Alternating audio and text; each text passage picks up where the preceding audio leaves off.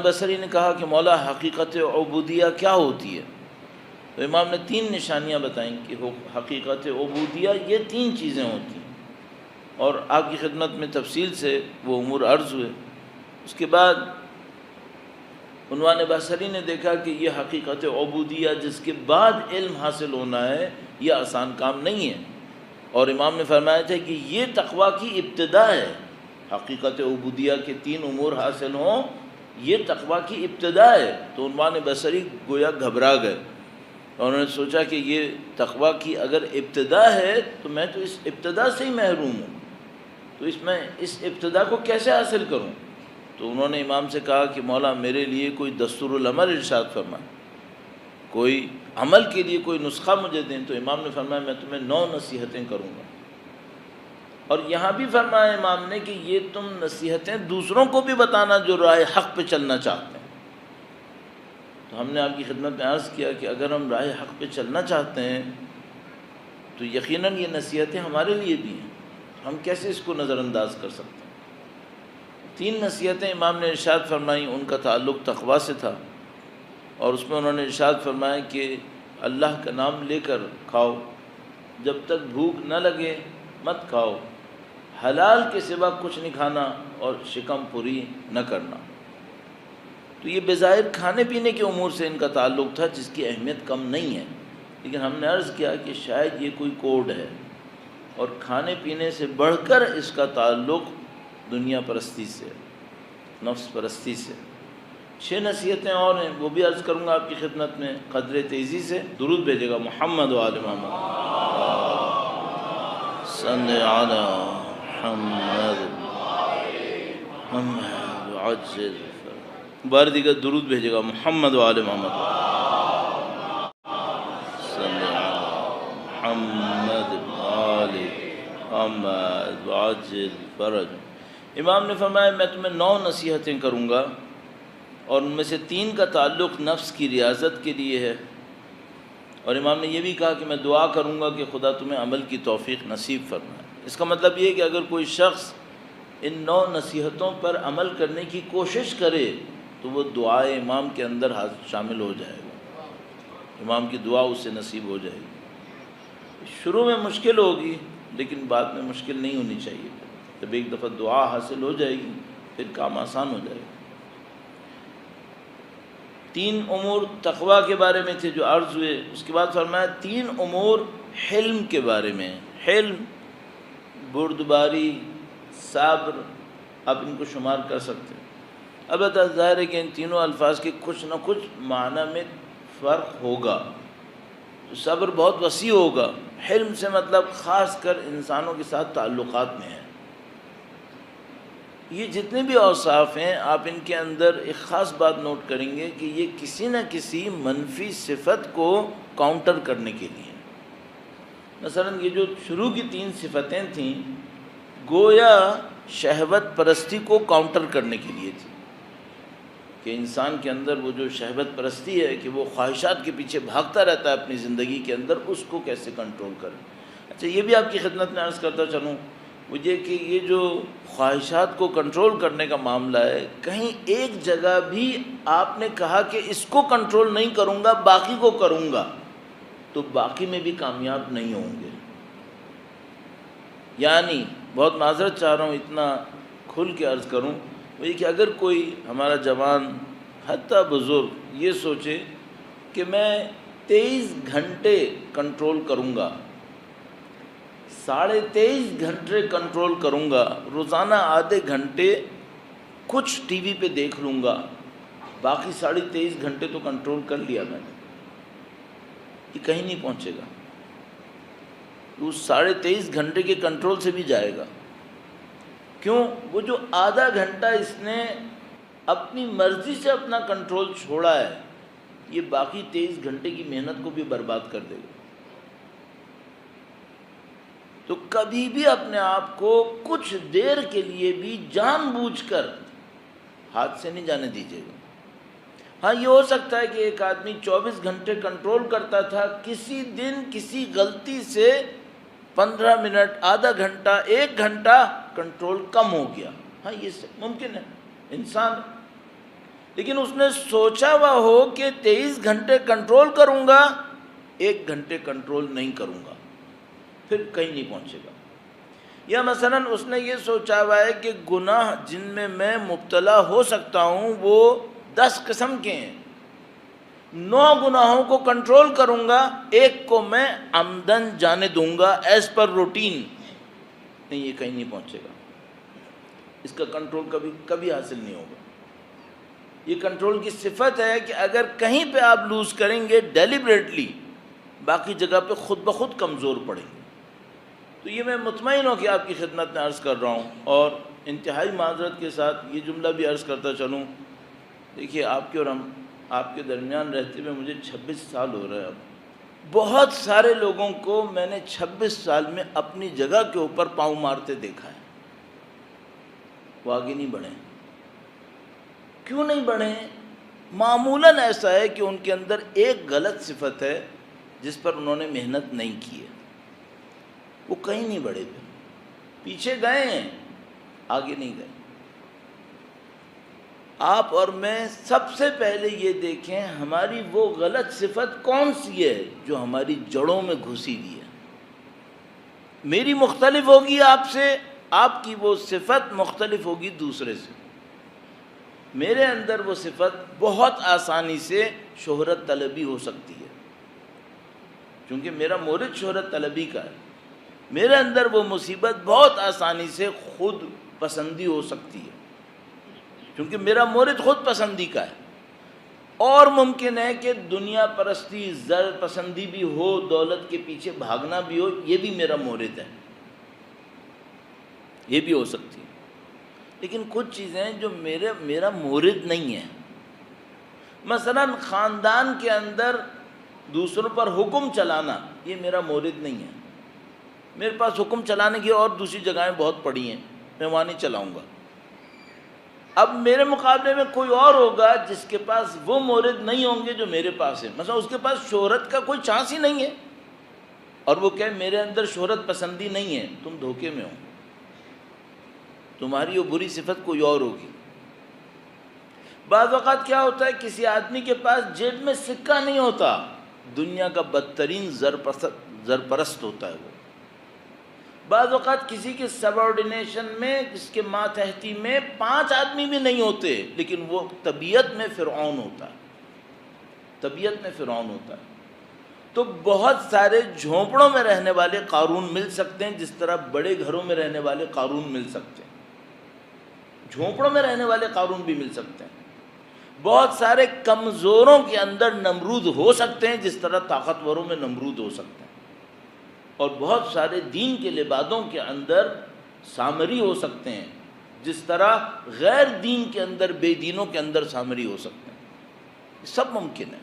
تو آپ کبھی بھی اپنے آپ کو استثناء مت کیجیے گا کہ میرے اندر چونکہ یہ صفت نہیں ہے غلط، اس کا مطلب ہے میں فارغ ہو گیا، میرے اندر کوئی مسئلہ نہیں۔ یہ بہت چھپی ہوئی بات ہے، یہ بہت چھپی ہوئی بات ہے۔ اس کے اوپر میں کئی دفعہ آپ کی خدمت میں عرض کر چکا ہوں کہ انسان 3 قسم کا ہوتا ہے۔ ایک وہ ہوتا ہے جو وہ دوسروں کو دکھاتا ہے کہ میں ہوں، ایک وہ ہوتا ہے جو وہ جانتا ہے کہ میں ہوں، اور ایک وہ ہوتا ہے جو وہ اصل میں ہوتا ہے۔ اور جب ہم مریں گے تو پہلے 2 کہیں نہیں پہنچیں گے، وہ تیسرا والا سامنے آئے گا۔ بہت ہوشیاری کی ضرورت ہے، کہیں ایسا نہ ہو میں اور آپ 25-30 سال ساری زندگی یہیں پہ کھڑے کھڑے لیفٹ رائٹ کرتے رہیں اور سمجھتے رہیں ہم ترقی کر رہے ہیں۔ اور دوسروں کی تعریفوں میں بھی مت آئیے گا، دوسروں نے فرعونوں کی بھی بہت تعریفیں کی ہیں، ان میں مت آئیے گا۔ درود بھیجیں محمد و آل محمد، صلی علی محمد محمد وعجل۔ 3 چیزوں کا تعلق حلم سے ہے۔ نمبر 1، جو شخص تم سے کہے کہ اگر تم نے مجھے ایک بات کہی تو مجھ سے 10 سنو گے، یہ کون شخص ہے؟ یہ کوئی متکبر ہے جو یہ کہہ رہا ہے تم نے ایک بات کہی نا تو میں تم کو 10 سناؤں گا، تو تم اس سے کہنا کہ تم مجھے 10 بھی سناؤ، میں تمہیں ایک بھی نہیں سناؤں گا۔ اچھا، ہم لوگوں نے اپنے لیے ایک تعویل بنائی ہوئی ہے، ہم نے تعویل یہ بنائی ہے متکبر کے سامنے تکبر دکھائیں گے۔ ہم اگر ایک متکبر معاشرے میں رہتے ہیں تو اس میں عزت پانے کے لیے تکبر دکھاتے ہیں. اس کا جواز ہمیں کس نے دیا؟ ہاں آپ ایک معاشرے میں رہ رہے ہیں، وہاں ایک طرح کا لباس پہننے کے نتیجے میں بے عزتی آئے گی، وہ لباس مت پہنے آپ. لیکن اس کی بنیاد پر جن صفتوں کو خدا نے منع کیا تھا وہ بھی اختیار کر لیں، نہیں اس کی اجازت نہیں دی. تو آپ ایک متکبر معاشرے میں رہ رہے ہیں اور اب آپ کہہ رہے ہیں مجھے تکبر دکھانا ہے، اس کا جواز کسی نے نہیں دیا. اللہ کے نبی جس مکہ میں رہ رہے تھے وہ متکبرین سے بھرا ہوا تھا، لیکن اللہ نے کہ نبی نے خضوع اور خشوع دکھایا تھا، تواضع دکھایا تھا. یہ بیماری سرایت کرتی ہے پھر کچھ نہیں چھوڑتی. شیطان کہاں پہنچا ہے ہم سب کو معلوم. اگر کوئی تم سے یہ کہے کہ تم نے ایک بات کہی تو میں تم کو 10 سناؤں گا، تو تم اس سے کہنا تم مجھے 10 سناؤ، میں تمہیں ایک بھی نہیں سناؤں گا. یہ میرا کام نہیں ہے، میں اس گیم میں نہیں ہوں. دوسری بات، جو شخص تمہیں برا بھلا کہے، لعن طعن کرے، گالیاں دے، نعوذ باللہ، تم اس کے جواب میں کہنا اگر تم سچ کہہ رہے ہو تو خدا مجھے معاف کرے، اور اگر تم جھوٹ بول رہے ہو تو خدا تمہیں معاف کرے. کیا مطلب؟ معاملے کو خدا پہ چھوڑ دو. میں نے یہ دیکھا ہے کہ اپنی زندگی میں کہاں بعض جگہ پر، کیونکہ ہمیشہ تو میں بہت سارے تجربے نہیں کر سکا، لیکن کچھ جگہوں پہ میں نے یہ دیکھا ہے کہ جہاں کسی نے کسی کی عزت کو خطرے میں ڈالا، اس نے اپنی عزت کا دفاع خدا کے سپرد کر دیا. تو جس نے اس کی عزت کو خطرے میں ڈالا تھا اس سے زیادہ بے عزت کوئی نہیں ہوا.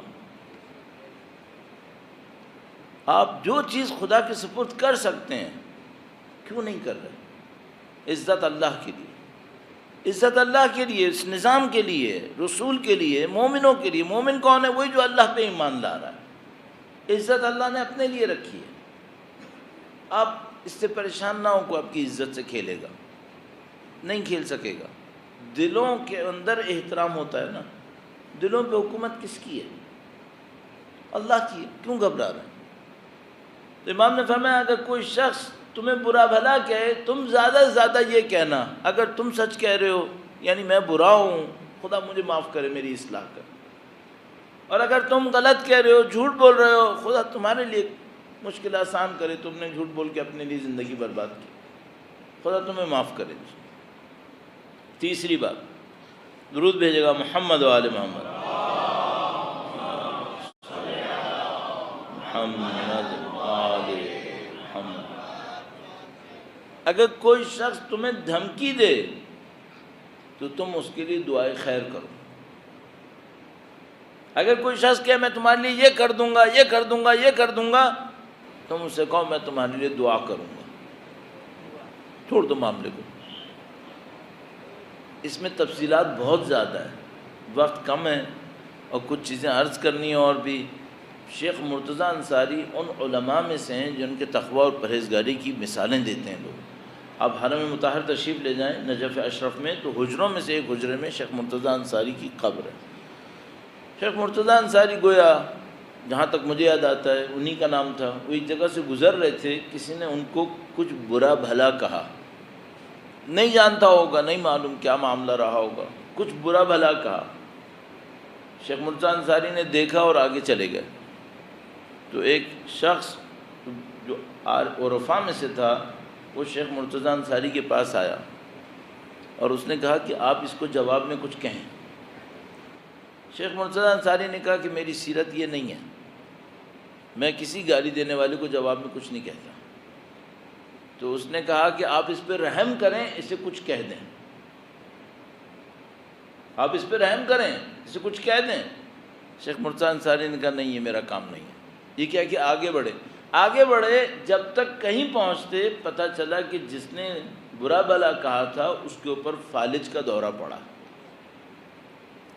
ہر فالج کا دورہ پڑنے والا عذاب الہی میں نہیں ہے، یہ نہیں سوچے گا. ممکن ہے کسی کے اوپر یہ دورہ ہوا ہو، کسی امتحان آزمائش کا ہو، کوئی اور معاملہ ہو، لیکن اس معاملے کے اندر شیخ مرتضی انصاری بعد میں عرصے تک افسوس کرتے رہے کہ کاش کچھ کہہ ہی دیتا، اس مصیبت سے تو بچ جاتا بیچارہ۔ اور وہ عارف اسی لیے کہہ رہے تھے کہ اگر آپ نے اس کو نپٹا دیا ایک جملہ کہہ کے تو یہاں اس کا معاملہ نبٹ جائے گا، اور اگر آپ نے نہیں نپٹایا تو اب اس کو خدا نپٹائے گا، اور یہ اس کے لیے بہت سخت ہوگا۔ تو ہمارے شہر میں ایک بہت بڑے ایجوکیشنلسٹ تھے، اور وہ اپنے کیریکٹر میں ایک اور طریقے سے بیہیو کرتے تھے، تو ان کی زمین پہ کسی نے قبضہ کر لیا۔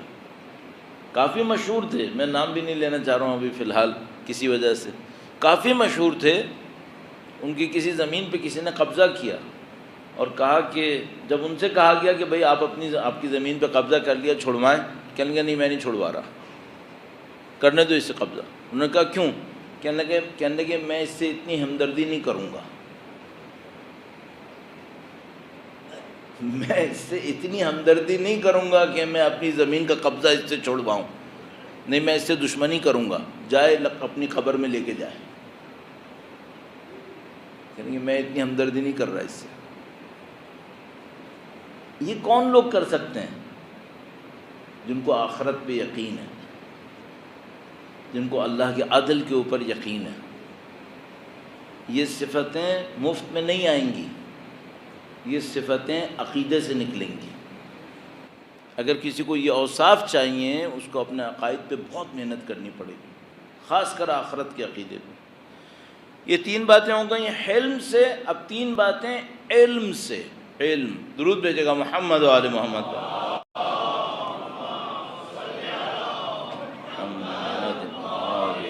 محمد عاجل فرج۔ پہلی بات، جو کچھ نہیں جانتے اس کا صاحب علم سے سوال کرو، لیکن یاد رکھنا کہ امتحان کے لیے اور تکلیف دینے کے لیے سوال مت کرنا۔ انسان نہیں جانتا تو کیا کرے؟ خدا شاہد ہے، میں نے یہ دیکھا ہے، بعض اوقات شخص بڑھاپے میں داخل ہو جاتا ہے، فقہی سوال عالم سے نہیں کرتا، اس اکڑ میں کہ مجھے اس کو بتانا پڑے گا کہ مجھے نہیں آتا۔ میں نے خود دیکھا ہے، بوڑھا ہو جاتا ہے، نہیں پوچھتا کسی سے، کیوں؟ اسے اپنے اندر یہ بے عزتی لگتی ہے کہ میں کسی کو بتاؤں کہ مجھے نہیں آتا۔ اب دیکھیے اس معاملے میں بھی امام نے علمی تکبر کا علاج کیا ہے۔ کچھ لوگوں کے اندر علم کا تکبر ہوتا ہے، علم کا تکبر۔ علم کا تکبر عالم میں بھی آتا ہے، جاہل میں بھی آتا ہے۔ یہ عجیب بات ہے، علم کا تکبر عالم میں بھی آتا ہے، وہ تکبر کرتا ہے کہ میرے پاس علم ہے۔ جاہل میں بھی آتا ہے، وہ کہتا ہے میرے پاس نہیں ہے، میں نہیں پوچھوں گا۔ امام فرما رہے ہیں کہ تم جہالت کے اندر علم کا تکبر نہیں دکھاؤ، در حقیقت وہ جہالت کا تکبر ہے۔ جو نہیں جانتے اس کا صاحب علم سے سوال کرو، لیکن یاد رکھنا کہ سوال کرنا امتحان کی خاطر نہ ہو۔ بعض اوقات پوچھنے والا ہم سے پوچھتا ہے، بہت دفعہ ہوا ہے، پوچھتے ہیں سوال، اس کے بعد جب ہم جواب دینے لگتے ہیں تو ہم سے کہتے ہیں مولانا مجھے تو پتہ ہے، میں چاہتا ہوں یہ لوگ سن لیں۔ یہ طالب علم کبھی علم تک نہیں پہنچے گا جس کی ناک اس میں کٹتی ہو کہ اس کو طالب علم سمجھا جائے، کبھی علم تک نہیں پہنچے گا۔ جب تک کسی کے اندر اتنا تواضع نہ ہو کہ وہ بچے سے بھی سیکھنے کے لیے تیار ہو، کبھی کہیں نہیں پہنچے گا۔ علامہ طباطبائی کا اتنا بڑا مقام تھا، صاحب المیزان۔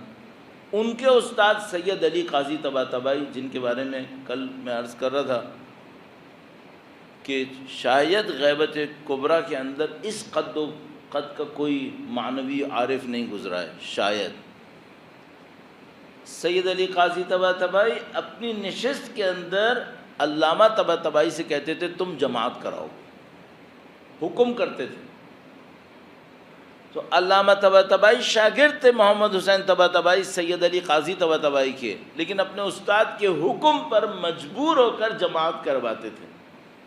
اس کے بعد یہ ہوا کہ جب وہ قم آ گئے نجف سے، پہلے تبریز گئے تھے، وہاں 8-10 سال رکے تھے، یہ بھی کہانی کیوں گئے کیسے، واپس آئے قم تو پوری زندگی شاگرد بھی گھر میں ہوتا تھا تو اس سے کہتے تھے تم جماعت کراؤ گے. یہ لوگ اتنے متواضع تھے. شاگرد بھی کبھی ان کے گھر پہنچتا تھا اور ان سے کہتا تھا آقا مجھے نصیحت کریں، تو وہ بلا کسی دکھاوے کے، یہ عجیب بات ہے، اگر میں تواضع دکھاتا ہوں نا تو یہ بھی دکھاوے کے لیے ہوتا ہے، ریاکاری کے لیے. ہم لوگوں کے ساتھ کمپلیکس ایشوز ہیں، ہماری ریاکاری بھی بہت کمپلیکیٹڈ ہے، تو ہم تواضع دکھا رہے ہوتے ہیں اور یہ بھی ریاکاری کے لیے ہوتا ہے کہ لوگ یہ دیکھیں میں کتنا متواضع ہوں. تو جیسے ہی سامنے والا کہتا ہے نا میں تو بہت کم علم ہوں، اس کا مطلب یہ کہنا چاہ رہا ہے تجھے کچھ نہیں آتا، مجھے بہت آتا ہے. یہ بہت استادی سے اپنے علمی تکبر کو چھپانے کے لیے جملہ استعمال کر رہا ہے، میں بہت کم علم ہوں، اور اتنے اکڑ کے جملہ کہتا ہے، اس سے صاف پتہ چل جاتا ہے اس کے اندر کیا چھپا ہوا ہے. ایک بات آپ اور ذہن میں آپ کی خدمت میں عرض کروں، اپنے لیے بھی اور آپ کے لیے بھی، آپ کی اور ہماری یہ کمپلیکس نیتیں چھپیں گی نہیں، نہ خدا سے، نہ فرشتوں سے، نہ حتی بندوں سے. یہ بھی جانیں گے، آج نہیں جانیں گے کل جان جائیں گے، یہ چھپ نہیں سکتے. تو کوئی کسی کو دھوکہ دینے کی کوشش نہ کرے، لوگوں کو پتہ چل جائے گا. تو امام نے فرمایا کہ علم کے لیے سوال کرو، صاحب علم سے سوال کرو، لیکن نہ امتحان کے لیے کرنا، نہ اذیت کے لیے کرنا، کہ اس کو پتہ ہے کہ نہیں پتہ تو پوچھ رہا ہے تاکہ اذیت دے کہ تجھے نہیں پتہ، اس اذیت میں مبتلا کرے. یہ سب نقصان دہ، روح کو تباہ کر دے گی. دوسری بات، جتنا ممکن ہے اپنی رائے پر عمل کرنے سے پرہیز کرو یا احتیاط سے کام لو. میرے ذہن میں ایک اوپینین ہے، میں نے اپنے ذہن میں ایک اوپینین اسٹیبلش کی ہے. امام فرما رہے ہیں احتیاط کرو، کہیں ایسا نہ ہو خود پسندی میں تم نے ایک رائے بنا لی ہو. ہمیشہ یہ دروازہ کھلا رکھو کہ کسی بہتر کی رائے پہ عمل کرو، ہمیشہ یہ راستہ کھلا رکھو اپنے لیے. تو مثال کے طور پر میری ایک رائے بنی کسی شخص کے بارے میں، اس دروازے کو کھلا رکھو، شاید یہ وہ نہ ہو جو میں سمجھ رہا ہوں. احتیاط کرو، اپنی اوپینین پہ اتنا ڈٹو نہیں. بعض اوقات ہوتا ہے انسان کسی ہدف کے لیے جان بھی دینے کو تیار ہوتا ہے، یہ ایک علیحدہ معاملہ ہے، لیکن بعض اوقات وہ کہتا ہے یہ میری رائے ہے اور میں کچھ سننے کو تیار نہیں. امام فرمانے یہ مت کرو، اپنی رائے پر عمل کرنے میں یا تو پرہیز کرو یا احتیاط کرو. تیسری بات فرمایا کہ اپنی رائے سے فتویٰ دینے سے پرہیز کرو جب تک تمہارے پاس سند نہیں ہے. پرہیز کرو. لوگ تمہاری گردن لوگوں کے جنت میں جہنم میں جانے کے لیے پل نہ بنے ہیں، یعنی تم پسو گے کیونکہ فتویٰ تم نے دیا تھا، مرو گے تم، وہ شاید کہیں پہنچ جائے، تم مرو گے. کیوں بغیر مدرک کے فتوے دے رہے ہو؟ اب اس میں فتووں میں یہ اجتماعی مسائل بھی شامل ہیں. ایک آدمی ہے جس کے پاس معاشرے کی فہم و شعور سے کچھ بھی نہیں ہے اور وہ آ کے واٹس ایپ کے اوپر فتویٰ صادر کرتا ہے ہماری قوم سے زیادہ احمق کوئی نہیں ہے. بہت ملتے ہیں ایسے میسیجز. تم کون ہو؟ بہت عجیب و غریب تجربے میں نے دیکھے. ایک دفعہ کسی نے قومی کال دی، اس زمانے میں ایس ایم ایس کا ٹائم تھا، ایک کال دی کل پوری قوم سوگ منائے گی. وہ ایس ایم ایس پھیلنا شروع ہو گیا. اب سب حیران ہیں، کراچی کی بات ہے، کہ یہ کس نے ایک سوگ کا اناؤنسمنٹ کر دیا، یہ کون ہے جو یہ کر رہا ہے. تو ہم نے تھوڑا سا ٹریس کیا تو پتہ چلا اس نمبر سے اوریجنیٹ ہو رہا ہے. اس نمبر کو میں نے کانٹیکٹ کیا، 18 سال کا بچہ تھا بیچارہ، قوم کو سوگ کی کال دے رہا تھا. احتیاط کرو بھائی.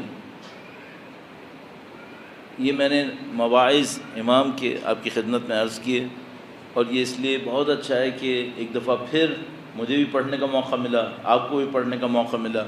یہ حدیث انٹرنیٹ کے اوپر اردو زبان میں، انگلش میں، عربی میں، فارسی میں، تینوں چاروں زبانوں میں اویلیبل ہے. اگر آپ کو ڈھونڈنا ہو تو زیادہ سے زیادہ آپ کو یہ کرنا ہوگا، اگر اردو میں ڈھونڈنا ہو تو کی بورڈ کو اردو کر کے اس میں لکھے گا حدیث عنوان بصری، تو یہ حدیث آپ کو مل جائے گی. ضرور مطالعہ کرتے رہیے گا. اس کے آگے بھی کچھ کلمات تھے جو اس نصیحت کا حصہ نہیں ہے، میں اس کو اسکپ کرتا ہوں. درود بھیجے گا محمد و آل محمد محمد وعجل فرج. اگر آپ اور میں امامت اور دین کے کام آنا چاہتے ہیں، چاہے آپ دولت سے کام آنا چاہتے ہوں، چاہے طاقت سے کام آنا چاہتے ہوں، چاہے دنیا کی کسی بھی چیز سے کام آنا چاہتے ہوں، اگر تہذیب نفس نہیں ہے تو میں قسم بھی کھا سکتا ہوں کہ نقصان پہنچائیں گے، کام نہیں آئیں گے، نقصان پہنچائیں گے. کچھ بھی کر لیں نقصان پہنچائیں گے. پہلا کام اگر آپ دین کے کام آنا چاہتے ہیں، امامت کے کام آنا چاہتے ہیں، تہذیب نفس کا، اس کے بغیر کچھ نہیں ہو سکتا. اب اور آپ لاکھ مجھے آپ مثالیں دینا کہ کسی نے تہذیب نفس کے بغیر یہ اچھا کام کیا، یہ اچھا کام کیا، تو آپ کو اور مجھے پتہ نہیں ہوگا کہ نقصانات کیا ہوگا. پتہ نہیں کیا معاملہ ہے. اس کے بغیر کسی چیز میں برکت نہیں ہے. اس کے بغیر علم میں بھی برکت نہیں ہے. وہ عالم جو بغیر تہذیب نفس کے اپنا کام کرتا ہے، یقین مانیے وہ لوگوں کو اللہ سے نزدیک نہیں کرتا، وہ کچھ اور کرتا ہے. تہذیب نفس، اس کے اوپر محنت کریں. چند جملے مجھے غم کے اعتبار سے عرض کرنے. ہم انسانوں میں ایک مشکل ہے، ہم لوگ صرف خوشی مانگتے ہیں، اور خوشی بھی وہ خوشی جس کو ہم خوشی کہتے ہیں. ہم خوشیاں مانگتے ہیں. اچھا، ہمیں یہ بھی نہیں پتا کہ اصل خوشی ہے کیا. تو مثال کے طور پر میں آپ سے سوال کرتا ہوں، تھوڑا سا عجیب سا سوال ہو سکتا ہے. ایک آدمی 5 منٹ تک قہقہہ لگاتا رہے آپ کے سامنے، آپ اسے کیا کہیں گے؟ یہ خوش ہے یا غمگین ہے؟ خوش ہے. اچھا، ایک آدمی 5 منٹ تک آپ کے سامنے روتا رہے تو آپ اسے کیا کہیں گے؟ کہ یہ غمگین ہے. اس 5 منٹ کے بعد اس کے دل پہ کیا گزرے گی، کیا یہ آپ جانتے ہیں؟ نہیں. اور وہ جو 5 منٹ رونے والا تھا، اس کے بعد اس کے دل پہ کیا گزرے گی، کیا یہ آپ جانتے ہیں؟ نہیں جانتے، قطعاً نہیں جانتے. اب سوال یہ ہے، وہ جو اصلی خوشی ہے وہ کہاں ہے؟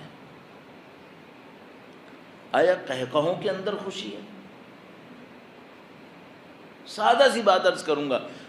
اللہ اپنے نبی کو، نبی کی ذریت طیبہ و طاہرہ کو قہقہے کیوں نہیں دیتا؟ آدھی روایت بھی، کوئی مصنوعی روایت بھی نہیں ملے گی کہ نبی نے کبھی قہقہہ لگایا ہو. مصنوعی روایت بھی نہیں ملے گی، کیونکہ گڑھنے والے کو اچھی طرح پتا ہوگا اس روایت کو کوئی قبول نہیں کرے گا. 250 سال سیرت طیبہ و طاہرہ اہل بیت اطہار علیہ السلام کی ایک روایت ہے کہ قہقہہ لگا کے ہنسو. کیوں نہیں چاہا خدا نے؟ اچھا، اب اگر آپ اس کے مقابلے میں غم دیکھیں تو مجھے بتاؤ، کوئی بتائے کہ کائنات کا کون سا غم ہے جو ان ہستیوں نے نہیں اٹھایا؟ کون سا غم ہے؟ تو میں یہ دیکھتا ہوں کہ ان ہستیوں نے غم کے بعد غم اٹھائیں، اتنے غم اٹھائیں جس کا کوئی حساب نہیں ہے، اور اس غم میں گہرائی ہے. یہ جو غم ہے اولاد جانے کا، یہ کس کس نے اٹھایا ہے؟ کس کس نے اٹھایا؟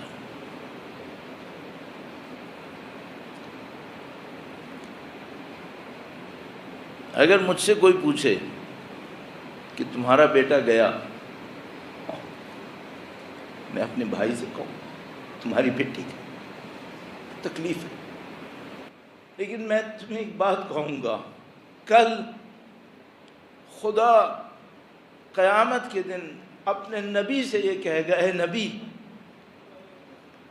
آپ نے اولاد کے جانے کا صدمہ اٹھایا تھا. ان تمام کو آپ کے ساتھ بھیجتا ہوں جنہوں نے اولاد کے جانے کا صدمہ اٹھایا.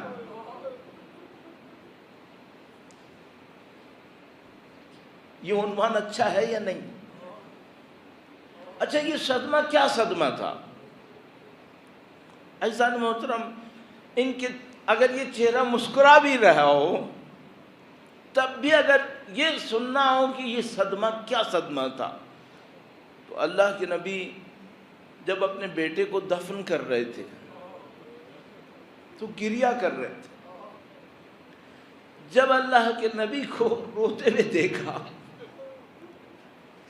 کسی صحابی نے، تو انہوں نے کہا کہ اے اللہ کے نبی، بیٹا بہت کم سنی میں تھا، ان کی بیٹی اس عمر سے زیادہ تھی، نبی کا بیٹا کم سنی میں تھا۔ نبی جب اپنے بیٹے کو دفنا رہے تھے تو رو رہے تھے۔ کسی نے کہا کہ اے اللہ کے نبی، آپ بچے کی دفنانے پہ رو رہے ہیں؟ تو نبی نے احد کے پہاڑ کو دیکھ کر کہا، اے کوہ احد، جو مصیبت میرے اوپر آئی اگر تجھ پہ آتی تو تو چکنا چور ہو جاتا۔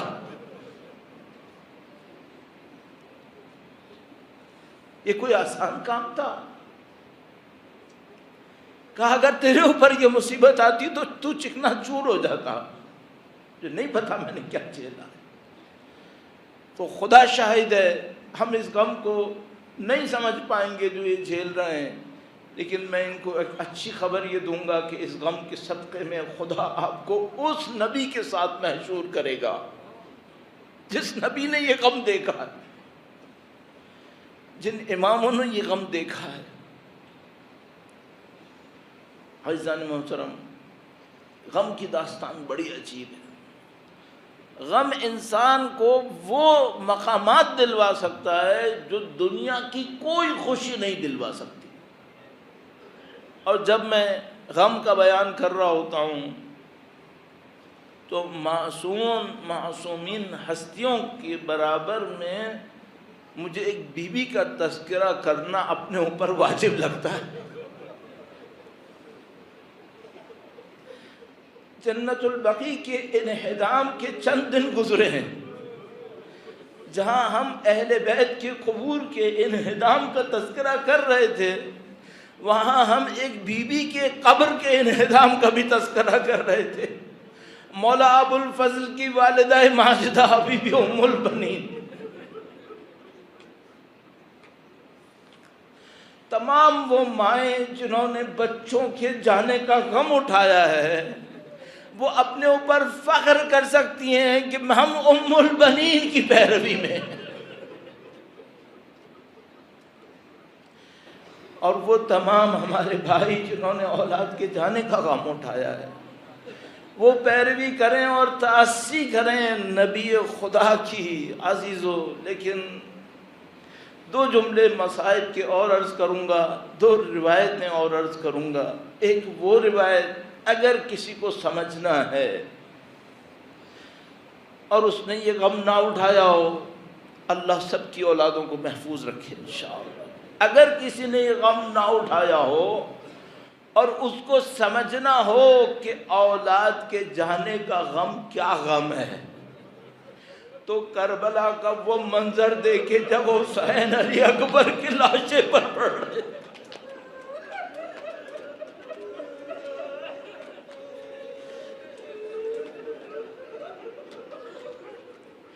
عجیب روایات ہمارے پاس ہیں۔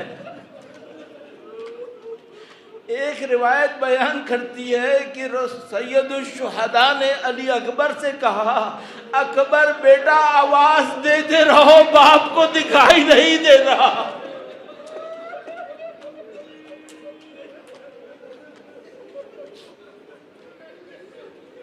ایسو ایک اور روایت بھی ہے، بڑی عجیب روایت ہے یہ روایت۔ اس روایت کے اندر راوی کہتا ہے جب حسین علی اکبر کی طرف بڑھے تو زمین کو ٹٹولتے ہوئے بڑھ رہے تھے۔